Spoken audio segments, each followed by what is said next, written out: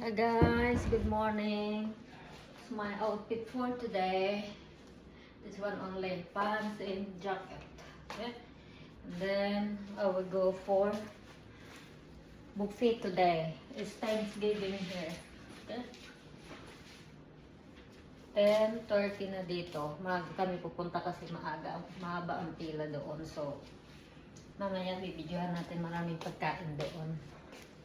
Ganun lang ang buhay dito pag Thanksgiving. Ayan lang. Diba?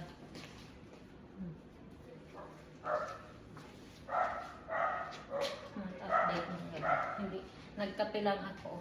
Kasi late na kami natulog kagabi. Ano na yata. 2:00 na. So, gumising ako ng 9 o'clock. Hindi rin ako nakatulog. So, ayan guys.